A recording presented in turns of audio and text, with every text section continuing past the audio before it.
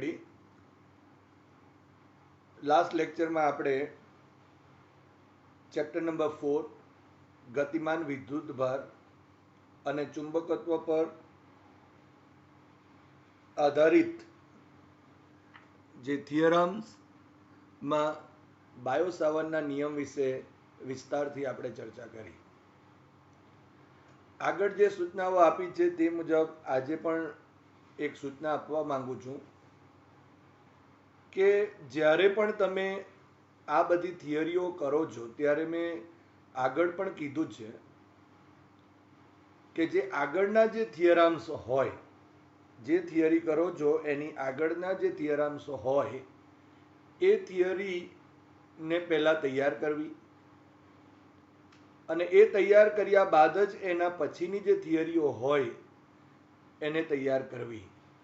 કારણ કે આપણે જાણીએ છીએ કે આગળની જે થિયરીઓ હોય એના જે કન્સેપ્ટ હોય એ કન્સેપ્ટ આપણે એના પછીની થિયરીની અંદર ઉપયોગમાં લઈએ છીએ. આજે પણ આપણે એક અગત્યના થિયરમ વિશે જોઈ રહ્યા છીએ અને આ થિયરી માટે પણ આપણને આગળના થિયરમ્સ એટલે કે બાયો સાવર્ટના નિયમની જરૂરિયાત થશે. માટે સૌ વિદ્યાર્થી મિત્રોને મારી અપીલ છે કે તમે પહેલાં જે કોઈ બી થિયરી આગળની થિયરી પૂરેપૂરી તૈયાર કરો. નહીતર શું થશે કે જે પાછળના થિયરમ્સ હશે એ પાછળના થિયરમ્સમાં જ્યારે એનો ઉપયોગ થશે ત્યારે એમાં સમજ પડવામાં થોડી તકલીફ થઈ શકે છે અને તેથી આપણે એ તકલીફ ન થાય એટલા માટે બધી જ થિયરી, બધા જ વિડીયો પૂરેપૂરા જોવા અને પૂરેપૂરા તૈયાર કરવા કે જેથી પાછળના થિયરમ્સની અંદર આપણને તકલીફ ના પડે. તો ચાલો આજે આપણે એક અગત્યના થિયરમ્સ તરફ જઈએ. બાયો સાવર્ટનો ના જે નિયમ છે એ નિયમના મદદથી વિદ્યુત પ્રવાધારિત વર્તુળાકાર પ્રવાહ ગાળા એટલે કે રિંગની અક્ષ પર ચુંબકીય ક્ષેત્રનું સમીકરણ મેળવો. એટલે આપણે એમ કહી શકાય કે અહીં કોઈ વિદ્યુત પ્રવાધારિત વર્તુળાકાર પ્રવાહ ગાળા અથવા તો રિંગ છે એની અક્ષ પરનું ચુંબકીય ક્ષેત્ર કેટલું હોય એનું સમીકરણ આપણે મેળવવાનું છે. તો સૌ પ્રથમ અહીં આપેલ જે આકૃતિ છે એ આકૃતિને પહેલા સમજી લઈએ. તો અહીં તમે જોઈ શકો છો કે આકૃતિની અંદર એક આ વિદ્યુત પ્રવાધારિત એક રિંગ આપેલ છે. હવે આ જે વિદ્યુત પ્રવાહ જે રિંગ છે એ રિંગ આ જે પૃષ્ઠ છે એને લંબ છે અને એનું જે કેન્દ્ર છે એ યામાક્ષોના ઉગમ બિંદુ ઉપર સંપાત થયેલું છે અને આ જે રિંગ છે આ રિંગની જે અક્ષ છે એ એક્સ અક્ષ પર સંપાત થયેલી અહીં દેખાય છે. એટલે અહીં જો આપણે કહી શકાય તો એક્સ અક્ષ અને આ જે રિંગનું પૃષ્ઠ છે એ પરસ્પર લંબ દિશામાં છે.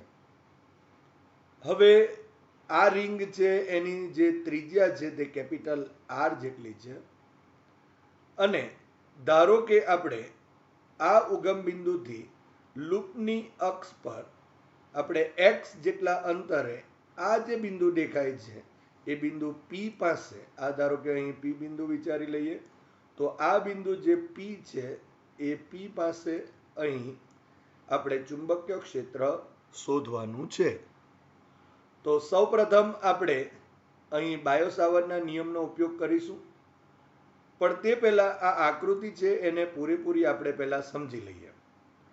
હવે જ્યારે આપણે બાયો સાવર્ટના નિયમની ચર્ચા કરી ત્યારે આપણે જાણીએ છીએ કે આઈડીએલ જેટલો વિદ્યુત પ્રવાહ ખંડ હોય અને એ ખંડની સાપેક્ષે જો સ્થાન સદિશ આર જેટલા અંતરે બિંદુ પાસે જો ચુંબકીય ક્ષેત્ર શોધવું હોય તો એ dB is equal to μ0 divided by 4π અને ઇન્ટુ અંશમાં IDL ક્રોસ આર સદિશ ડિવાઇડેડ બાય આર ક્યુબ જેટલું હોય છે.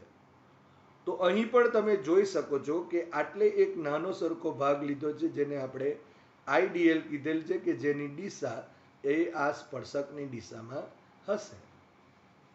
હવે અહીં જે આ બિંદુ પાસે જે આપણે સ્પર્શક દોરેલો એટલે આઈડીએલ છે અને આઈડીએલ જેટલો ભાગ હશે તો એનાથી આર જેટલા અંતર એટલે આ જેટલા અંતરે આ બિંદુ પી આવેલ છે.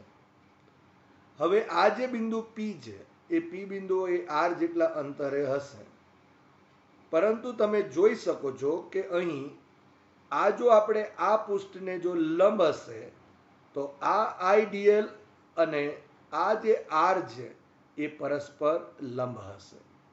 એટલા માટે અહીં પરસ્પર આ લંબ દર્શાવેલ છે.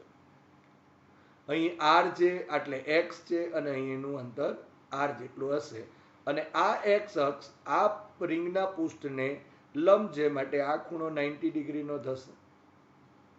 હવે ધારો કે જો આપણે એમ કહીએ કે આ જે રિંગની ત્રિજ્યા છે તે અને જે સ્મોલ આર છે તે બે વચ્ચેનો ખૂણો જો ધારો કે થીટા જેટલો છે, એટલે અત્યારે જો મારે કહેવું હોય તો એમ કહી શકાય કે અત્યારે આપણા પાસે અહીં આ જે કાટકોણ ત્રિકોણ દેખાય છે આ આર એક્સ અને આર સ્મોલ આર જે બાજુઓ છે તે માટેનો, તો અહીં આ જો થીટા થશે આ 90 થયો તો આ જે ખૂણો થયો એ 90 માઇનસ થીટા ડિગ્રી થશે. હવે આપણે અત્યારે જે બાયો સાવર્ટના નિયમની આગળ ચર્ચા કરી તે મુજબ જે આ આઈડીએલ જેટલા વિદ્યુત પ્રવાહ ખંડને લીધે જે ચુંબકીય ક્ષેત્ર મળશે એને ધારો કે આપણે ડીબી નામ આપીશું. એ આપણે જાણીએ છીએ કે આઈડીએલ ક્રોસ સદિશ આર ની દિશા એટલે કે અહીં આઈડીએલ અને આ જે આર સદિશ છે એના પૃષ્ઠને લંબ. હવે આ જે પૃષ્ઠ દેખાય છે એને લંબ એટલે આર ને પણ લંબ કહેવાય અને ડીએલ ને પણ લંબ કહેવાશે. તો અહીં જે આર દેખાય છે એને લંબ એટલે કે આ દિશામાં હશે આ બિંદુ પાસે. તો આપણે એની દિશા આ રીતે આ રીતે આમ કરીને દર્શાવેલ છે. તો આ જે દિશા દર્શાવી છે એ દિશા ડીબી ની દિશા થશે કે જે આઈડીએલ ને લીધે મળે છે. હવે તમે આકૃતિમાં જુઓ કે અહીં 90 ડિગ્રી માઇનસ થીટા છે, એટલે 90 જે છે તે આ લાલ લીટી દેખાય છે તે અને બ્લેક જે છે તે બંને વચ્ચેનો ખૂણો 90 થયો. માટે જો અહીં આપણે કહીએ કે આ ખૂણો કેટલાનો, તો અહીં આપણે જો આખો ખૂણો લઈએ તો 180 થાય. માટે આ ખૂણો કેટલાનો થશે અહીં થીટા જેટલો થશે. એટલે અહીં જો આપણે કહેવું હોય તો એમ કહી શકાય કે જે ડીબી છે એટલે કે આ જે ડીબી જે આપણા પાસે છે તે અને અહીં આ જે એક્સ અક્ષની દિશા છે એની વચ્ચેનો ખૂણો આ થીટા થશે. હવે આ જો ડીબી ની દિશા હોય તો એના પાછા બે ઘટક થવાના, એક તો એક્સ દિશામાં હશે અને બીજો એક્સ ને લંબ દિશામાં હશે. અહીંયા લખવું હોય તો આ દિશામાંનો જે ઘટક હશે એને આપણે નામ આપીશું અહીં ડીબી કોસ થીટા થશે અને જો અહીં આપણે નામ આપવું હશે તો અહીં ડીબી સાઇન થીટા થશે. આ જે છે તેને ડીબી સાઇન થીટા કહીશું અને આ ઘટક છે તેને ડીબી કોસ થીટા કહીશું. એટલે કે અહીં જો આપણે કહીએ તો એક એક્સ અક્ષને સમાંતર છે જે ડીબી કોસ થીટા છે અને આટલે જે બિંદુ પી છે એના પાસે ખરેખર અહીંયા નહીં પણ અહીંયા કહેવાશે એટલે ડીબી સાઇન થીટા આ ઘટક મળશે જે આ આઈડીએલ ને લીધે મળે છે. હવે બીજી એક વસ્તુ આપણે જોઈ લઈએ કે જે રીતે આપણે અહીં આઈડીએલ આ રીતે આપણે નાનો જે આપણે વિદ્યુત પ્રવાહધારિત જે ખંડ લીધો છે એ જ રીતે અહીં પણ હશે. આ બિંદુ પાસે બી આપણે વિચારી શકાય આ દિશામાં અને એના લીધે પણ આ પણ આઈડીએલ જ કહેવાશે અને એના લીધે પણ અહીં ચુંબકીય ક્ષેત્ર હશે. જે રીતે અહીં આર છે એ જ રીતે અહીં પણ આર હશે. આ રીતે અહીંયા સ્મોલ આર થશે, બરાબર. અને જો આપણે વિચારીએ તો અહીં આ જે આપણા પાસે આર છે તો આ નીચે પણ આર થશે, અને આ જે આઈડીએલ છે એ અને આ જે આર છે એની વચ્ચેનો ખૂણો પણ 90 નો જ થશે. માટે અહીં આ ડીબી ની દિશા આ તરફ મળશે. કયા? જે આને સમાંતર છે, એટલે કે સામસામે અને પરસ્પર વિરુદ્ધ દિશામાં ડીબી ની દિશા બતાવે છે. માટે જે રીતે અહીં બે ઘટકો એક્સ અક્ષને સમાંતર ડીબી કોસ થીટા મળે છે અને એક્સ અક્ષને લંબ ડીબી સાઇન થીટા મળે છે, એ જ રીતે આ ડીબી ના લીધે પણ અહીં જે રીતે અહીં ખૂણો થીટા થયો તો આ પણ ખૂણો થીટા થશે. માટે આ ડીબી ના લીધે પણ અહીં આ દિશામાં અહીં આ એક ડીબી કોસ થીટા મળશે અને લંબ જે ઘટક છે તે ડીબી સાઇન થીટા મળે છે. હવે ડીબી કોસ થીટા આ જે ડીબી સદિશ છે એનો એક ઘટક છે અને આ ડીબી સદિશ છે એનો બીજો ઘટક ડીબી કોસ થીટા જે એક્સ અક્ષની દિશામાં છે, માટે એનો સરવાળો થશે. પરંતુ તમે જોઈ શકો છો અહીં કે ડીબી સાઇન થીટા જે છે તે અને આ નીચેનો જે ડીબી સાઇન થીટા છે તે બંનેના મૂલ્યો સરખા છે અને પરસ્પર વિરુદ્ધ દિશામાં છે, અને તેથી આપણે એમ કહી શકાય કે એ એકબીજાની અસરને નાબૂદ કરશે. માટે હવે જે બિંદુ P પાસે જે ચુંબકીય ક્ષેત્ર હશે એ માત્ર અને માત્ર એક્સ અક્ષની દિશામાં જે ડીબીના જે ઘટકો હશે એના લીધે જ મળશે એમ આપણે કહી શકાય. તો આમ આપણે અહીં આકૃતિને સમજી લીધી. હવે આપણે આ જે આકૃતિ છે એ આકૃતિનો ઉપયોગ કરીને આ પી બિંદુ પાસે આખી જે સમગ્ર રિંગ છે જે વિદ્યુત પ્રવાહ ધારિત છે એના લીધે ઉદ્ભવતું જે ચુંબકીય ક્ષેત્ર છે તેનું સૂત્ર મેળવીએ. માટે બાયો-સાવર્ટના નિયમ મુજબ આઈડીએલ જેટલા વિદ્યુત પ્રવાહ ધારિત ખંડના લીધે ખંડની સાપેક્ષ આર સ્થાન સદિશ અંતરે આવેલા બિંદુ P પાસે ચુંબકીય ક્ષેત્ર dB is equal to μ0 divided by 4 pi IDL cross R સદિશ ડિવાઇડેડ બાય આર ક્યુબ જેટલું થશે.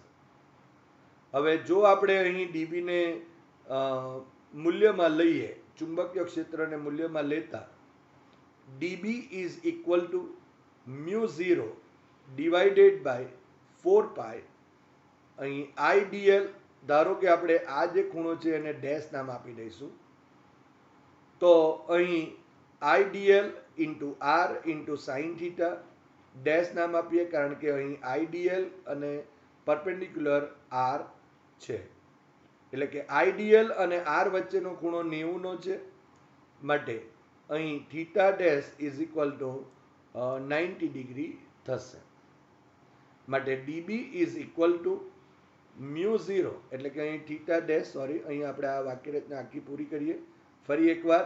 DB is equal to μ0 by 4 pi IDL into R sine theta dash divided by R cube થશે.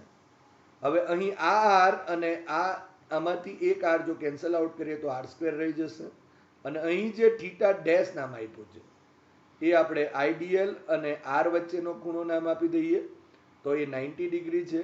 માટે અહીં dB is equal to μ0 divided by 4 pi IDL into sine 90 degree divided by R square થશે.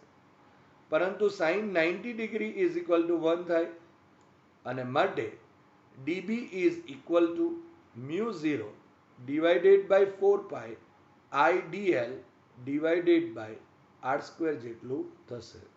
તો આ જે આપણને મળે છે એ અહીં સમીકરણ 1 કહીશું, જે આઈડીએલ જેટલા ખંડના લીધે ખંડની સાપેક્ષ આર જેટલા સ્થાન સદિશ અંતરે આવેલા બિંદુ P પાસેનું ચુંબકીય ક્ષેત્ર છે. હવે આકૃતિ પરથી તમે જોઈ શકો છો, અહીં આપણે કીધું તે પ્રમાણે આ જો આપણે કાટકોણ ત્રિકોણ લઈ લઈએ આ રીતે, તો આ જે કાટકોણ ત્રિકોણ છે એમાં આ બાજુ આર છે, અહીં એક્સ છે અને આર છે.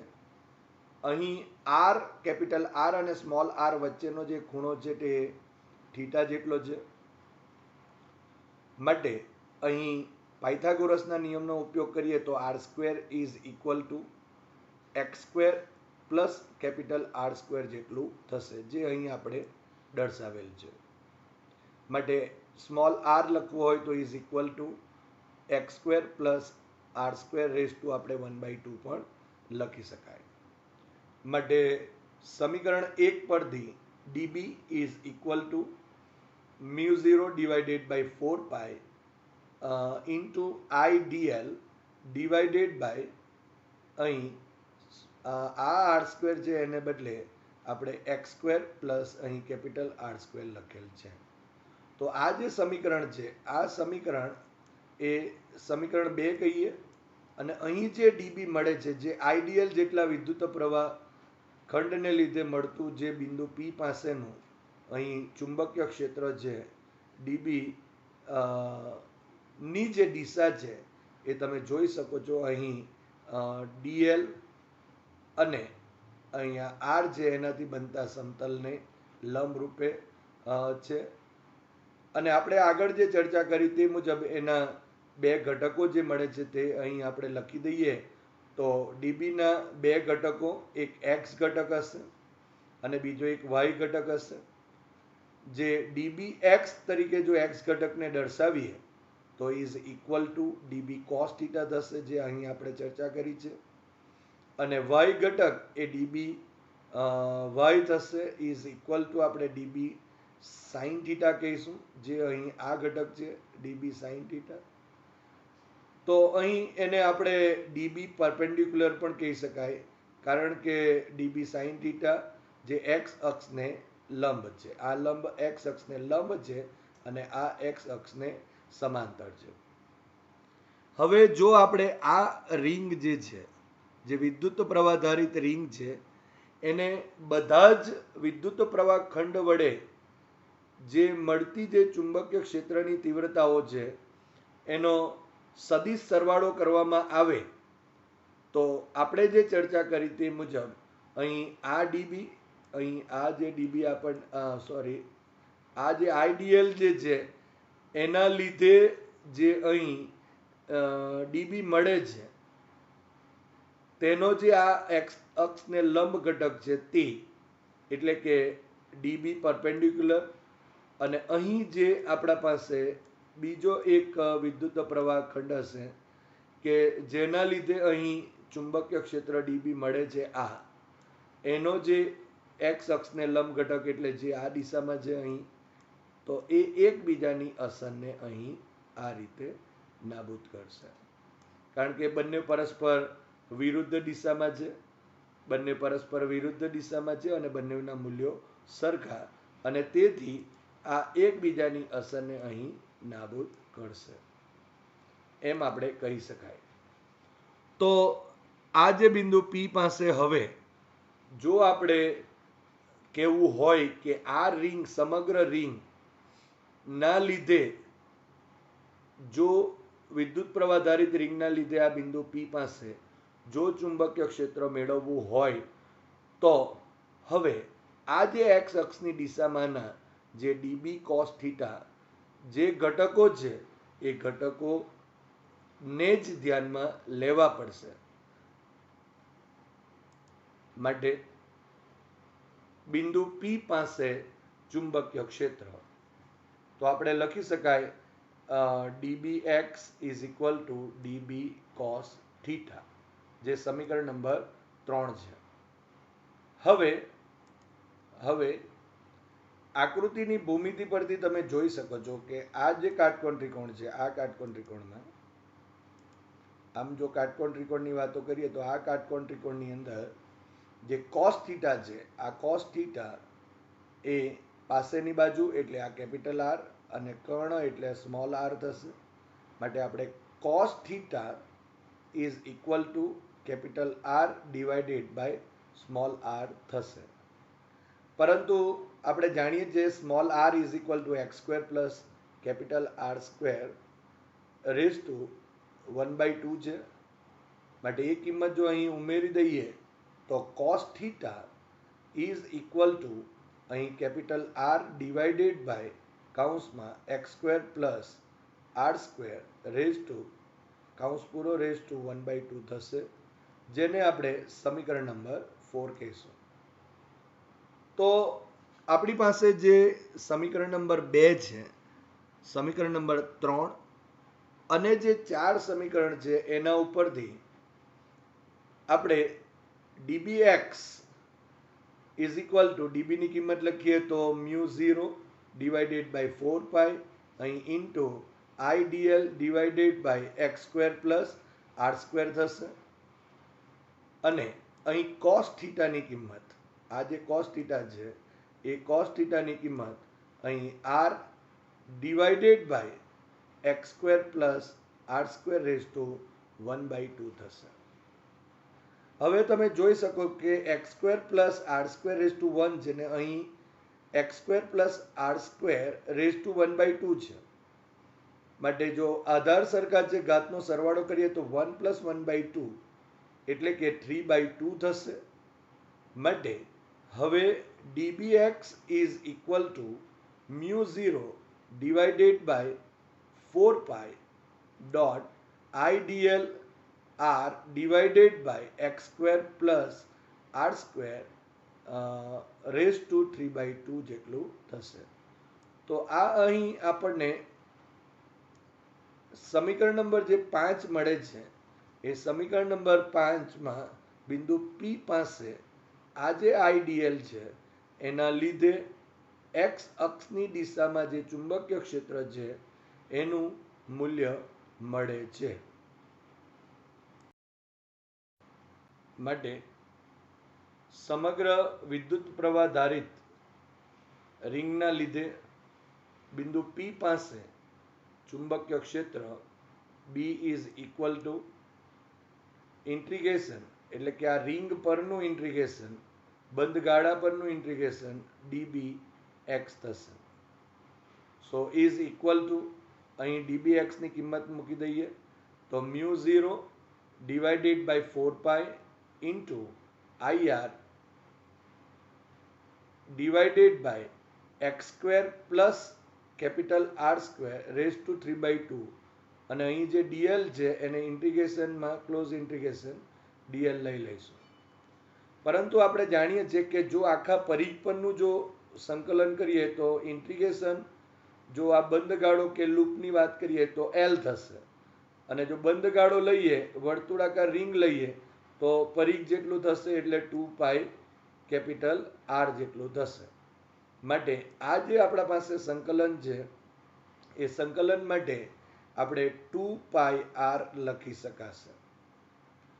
હવે અહીં 2 પાઈ અને ડિવાઇડેડ બાય અહીં 4 પાઈ છે છેદમાં, તો 2 pi into 2 is equal to 4 pi, so અહીં 2 રહેશે. માટે B is equal to μ0 divided by 2 into IR divided by x square plus capital R square raise to 3/2 ઇન્ટુ અહીં આર થશે. હવે આ આર અને આ આર સ્ક્વેર થયું. માટે અહીં B is equal to μ0 I capital R square divided by 2 કૌંસમાં x square plus R square raise to 3/2, જે અહીં સમીકરણ નંબર 6 વડે દર્શાવેલ છે, જે બિંદુ P પાસેનું ચુંબકીય ક્ષેત્ર દર્શાવે છે કે જે વિદ્યુત પ્રવાહ ધારિત I જે વિદ્યુત પ્રવાહ ધારિત રિંગ છે એના લીધે ઉદ્ભવતું ચુંબકીય ક્ષેત્ર છે, જે માંગેલ સમીકરણ છે. હવે આ સમીકરણને જો આપણે આ ચુંબકીય ક્ષેત્રને સદિશ સ્વરૂપે જો લેવું હોય તો તે સદિશ B ઇઝ ઇક્વલ ટુ, કારણ કે આ એક્સ અક્ષની દિશામાં છે, અહીં એક્સ અક્ષની દિશામાં છે, માટે અહીં આપણે સદિશ B is equal to μ0 I R square divided by અહીં 2 કૌંસમાં x square plus capital R square raise to 3/2 અને એક્સ અક્ષની દિશામાંનો એકમ સદિશ જો આઈ કેરેટ લખીએ તો અહીં આઈ કેરેટ લખાશે. આ એનું મૂલ્ય અને એની દિશામાંનો એકમ સદિશ જે અહીં ચુંબકીય ક્ષેત્રને નું સદિશ સ્વરૂપ છે જે માંગેલ સમીકરણ છે. હવે જે બીજો જે સવાલ છે તે વિદ્યુત પ્રવાહ ધારિત ગાળા કે રિંગના કેન્દ્રથી અક્ષ પર x અંતરે ચુંબકીય ક્ષેત્રનું સમીકરણ લખો અને તેના ખાસ કિસ્સાઓની ચર્ચા કરો. તો આપણે અત્યારે જ આઈ વિદ્યુત પ્રવાહ ધારિત અને કેપિટલ આર ત્રિજ્યાના જે ગાળા છે અથવા રિંગ છે એના કેન્દ્રથી x અંતરે આવેલું અક્ષ પર જે બિંદુ P છે એની P પાસેનું ચુંબકીય ક્ષેત્રનું સૂત્ર મેળવેલ છે જે B is equal to μ0 I capital R square divided by 2 કૌંસમાં x square plus R square raise to 3/2 જેટલું થાય છે. હવે એનો કિસ્સો નંબર જો 1 કહીએ તો લૂપના n આંટા હોય તો અહીં આપણે જે મેળવેલ છે તે એક જ લૂપ માટે મેળવેલ છે, પરંતુ જો લૂપના n આંટા હોય તો એકે જો આટલું ચુંબકીય ક્ષેત્ર હોય તો n આંટા એ કેટલું, માટે B is equal to μ0 n I into R square divided by 2 કૌંસમાં x square plus capital R square raise to 3/2 જેટલું થશે. હવે એ જ રીતે જો ધારો કે આપણે એમ કહેવું હોય એનો કિસ્સો 2 તો એમ કહી શકાય કે n આંટાવાળી લૂપ હોય અને એના કેન્દ્ર પર ચુંબકીય ક્ષેત્ર કેટલું. હવે કેન્દ્ર પરનો મતલબ એવો થશે કે x બરાબર 0 થશે અને જો x બરાબર જો 0 લઈ લઈએ તો આ જે B નું સમીકરણ છે ચુંબકીય ક્ષેત્રનું જે સમીકરણ છે એમાં x બરાબર જો આપણે 0 લઈ લઈશું તો B is equal to μ0 n I R square divided by 2 કૌંસમાં x square plus capital R square raise to 3/2 છે. હવે x square is equal to અહીં આપણે જો આ 0 લઈ લઈશું તો આ જે સમીકરણ છે આ રીતે લખાશે, માટે B is equal to μ0 capital N I capital R square divided by આ 2 થશે અને capital R square raise to 3/2 થશે. આ તમે જોઈ શકો છો capital R square raise to 3/2. હવે આ 2 અને આ 2 કેન્સલ આઉટ થશે માટે નીચે અહીં આર ક્યુબ રહી જશે અને અંશમાં આર સ્ક્વેર છે એ પણ કેન્સલ આઉટ થશે અને માત્ર એક આર રહી જશે. માટે B is equal to μ0 n I capital R square divided by 2 R cube જેટલું થશે. હવે અહીં જે આર ક્યુબ છે અને અહીં આર સ્ક્વેર છે એ કેન્સલ આઉટ થશે માટે નીચે આર રહી જશે. માટે B is equal to μ0 n I divided by twice R થશે જે અહીં રિંગના કેન્દ્ર પરનું ચુંબકીય ક્ષેત્ર દર્શાવે છે. હવે કિસ્સા નંબર 3 તો અક્ષ પરના x ઇઝ ગ્રેટર r બિંદુએ ચુંબકીય ક્ષેત્ર, એટલે કે અહીં જો ધારો કે x ની કિંમત એ રિંગની ત્રિજ્યા r કરતાં ઘણી જ મોટી હોય તો આપણે x ની સરખામણીમાં r ની અથવા x સ્ક્વેરની સરખામણીમાં r સ્ક્વેરને આપણે અવગણી શકાય. એટલે છેદમાં જો આપણે r બરાબર 0 લઈ લઈએ તો અહીં આ જે પદ છે એને અવગણેલું કહેવાશે. માટે અહીં B is equal to μ0 n I capital R square divided by 2 કૌંસમાં x square plus R square raise to 3/2 જે બિંદુ P પાસેનું ચુંબકીય ક્ષેત્ર છે. પણ જો આ કન્ડિશનને જો આપણે ધ્યાનમાં લઈએ તો અહીં r બરાબર 0 થશે, માટે આ જે r સ્ક્વેર વાળું પદ કેન્સલ આઉટ થશે. માટે હવે રહેશે b બરાબર mu 0 n I capital R square divided by અહીં 2 કૌંસમાં આ જે x સ્ક્વેર રહી જશે અને રેઝ ટુ 3/2 થશે. હવે આ 2 અને આ 2 કેન્સલ આઉટ થયા, માટે નીચે છેદમાં x નો ઘન રહેશે, x ક્યુબ થયા. માટે અહીં b is equal to mu 0 n I capital R square divided by 2x cube જેટલું થશે. તો આમ અક્ષ પરના x ઇઝ ગ્રેટર r બિંદુએ ચુંબકીય ક્ષેત્ર તમે જોઈ શકો છો અહીં આટલું થશે. હવે કિસ્સો નંબર 4 કે અક્ષ પર કેન્દ્રથી ત્રિજ્યા જેટલા અંતરે, એટલે કે x બરાબર r જેટલું લેતા અહીં સૂત્ર ચુંબકીય ક્ષેત્ર આપણે જો મેળવવું હોય તો b is equal to mu 0 n I capital R square divided by 2 કૌંસમાં x સ્ક્વેર પ્લસ અહીં r સ્ક્વેર રેઝ ટુ 3/2. હવે x is equal to r લઈ લઈએ, માટે b is equal to mu 0 n I r square divided by અહીં 2 કૌંસમાં r square plus r square raise to 3/2 થશે. માટે અહીં b is equal to mu 0 n I r square divided by 2. હવે r square plus r square is equal to 2r square થશે અને આ raise to 3/2 થશે. માટે b is equal to mu 0 n I r square divided by, હવે આ 3/2 જે ઘાત છે તે 2 ને પણ મળશે અને r સ્ક્વેર ને પણ મળશે, માટે ડિવાઇડેડ બાય 2 આ જે છે તેમનું તેમ. હવે 2 રેઝ ટુ 3/2 ઇન્ટુ અહીં r સ્ક્વેર રેઝ ટુ 3/2 થશે. માટે અહીં 2 2 કેન્સલ આઉટ થશે અને અહીં આ જે 2 નો એક ઘાત કહેવાશે, માટે અહીં આપણે 2 રેઝ ટુ 5/2 થશે અને અહીં r ક્યુબ થશે. પરંતુ અહીં અંશમાં r સ્ક્વેર છે અને અહીં r ક્યુબ છે, માટે એ પણ કેન્સલ આઉટ થશે અને માત્ર એક જ r બાકી રહેશે. માટે જે b is equal to mu 0 n I divided by 2 raise to 5/2 into r જેટલું થશે.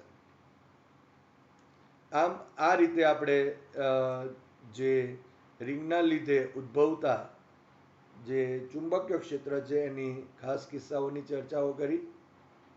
હવે આ જે વિદ્યુત પ્રવાહ ધારિત જે લૂપ છે એના લીધે ઉદ્ભવતું જે ચુંબકીય ક્ષેત્ર છે એની ચુંબકીય ક્ષેત્ર રેખાઓ કેવી હોય તે દર્શાવવાનું છે અને ચુંબકીય ક્ષેત્રની જે દિશા છે એ જાણવા માટેનો નિયમ પણ આપણે લખવાનો છે. તો આપણે અહીં સૌપ્રથમ આકૃતિ સમજી લઈએ કે અહીં આપણને આ દેખાય છે એ વિદ્યુત પ્રવાહ ધારિત એક રિંગ છે જેમાંથી I જેટલો વિદ્યુત પ્રવાહ પસાર થઈ રહ્યો છે અને એની ક્ષેત્ર રેખાઓ આપણે જે આકૃતિમાં દર્શાવેલ છે એ કેવી રીતે મળે એ આપણે થોડી ચર્ચાઓ કરીએ. હવે આ જે ચુંબકીય ક્ષેત્ર છે એ ચુંબકીય ક્ષેત્રની દિશા એ જમણા હાથના અંગૂઠાના નિયમ મુજબ મળે છે. તો એ કેવી રીતે મળે તેની ચર્ચા કરીએ. હવે સૌપ્રથમ આપણે જો જોઈએ તો આ એક રિંગ વિદ્યુત પ્રવાહ ધારિત રિંગ છે જેમાં જે વિદ્યુત પ્રવાહ છે તે આ રીતે વહી રહ્યો છે. તો હવે જમણા હાથની જે મુઠ્ઠી છે એટલે કે મુઠ્ઠીને આપણે એ રીતે વાળીએ, વર્તુળાકાર જે તાર છે એની ફરતે એ રીતે વાળીએ કે જેથી આંગળીઓ જે છે એ પ્રવાહની દિશામાં હોય. તો જમણા હાથનો જે અંગૂઠો છે, જો આપણે આ રીતે આંગળીઓને જો આપણે આ રીતે આમ કરીને આમ આંગળીઓને જો આ રીતે જો વાળીશું તો હવે અંગૂઠો જે છે તે આ ઉપરની દિશામાં હશે. એટલે કે જમણા હાથનો જે અંગૂઠાની જે દિશા હોય એ અંગૂઠાની દિશા એ ચુંબકીય ક્ષેત્રની દિશા દર્શાવે છે. તો ફરી એકવાર કહું કે જમણા હાથની મુઠ્ઠી વર્તુળાકાર જે તાર છે એ તારની ફરતે એ રીતે વાળવાની કે જેથી એની આંગળી પ્રવાહની દિશામાં હોય. તો જમણા હાથના અંગૂઠાના નિયમ મુજબ જમણો હાથનો અંગૂઠો જે દિશામાં હોય તે ચુંબકીય ક્ષેત્રની દિશા દર્શાવે છે. હવે ધારો કે જો આપણે એવું વિચારી લઈએ કે અહીં ધારો કે આપણે એવું વિચારી લઈએ કે વિદ્યુત પ્રવાહ આ રીતે ઊંધી દિશામાં ફરે છે, તો જમણા હાથની જે આંગળીઓ છે તે એ રીતે, એટલે કે જો ધારો કે એ વિદ્યુત પ્રવાહ આ રીતે જો વહેતો હોય, ધારો કે આ રીતે વિદ્યુત પ્રવાહ વહેતો હોય, તો આંગળીઓને એ રીતે વાળવાનું, તો અંગૂઠો નીચેની તરફ જશે. એટલે આંગળીઓ આપણે આ રીતે વાળેલી કહેવાય, આમ આંગળીઓ આપણે આમ વાળી કહેવાય, તો અંગૂઠો નીચેની તરફ જશે. એટલે હવે ચુંબકીય ક્ષેત્રની દિશા નીચેની તરફ કહેવાશે. પરંતુ જો વિદ્યુત પ્રવાહની દિશા ઉલટાવી દઈએ તો, પણ આપણા જે અત્યારના કિસ્સો છે એ અત્યારના કિસ્સાની અંદર તો ચુંબકીય ક્ષેત્રની દિશા એ ઉપરની તરફ જ હશે, કારણ કે અહીં વિદ્યુત પ્રવાહની દિશા એટલે આ રીતે વિદ્યુત પ્રવાહની દિશા છે. માટે આંગળીઓ જો આમ વાળીએ તો અંગૂઠો આ રીતે ચુંબકીય ક્ષેત્રની દિશા દર્શાવે છે.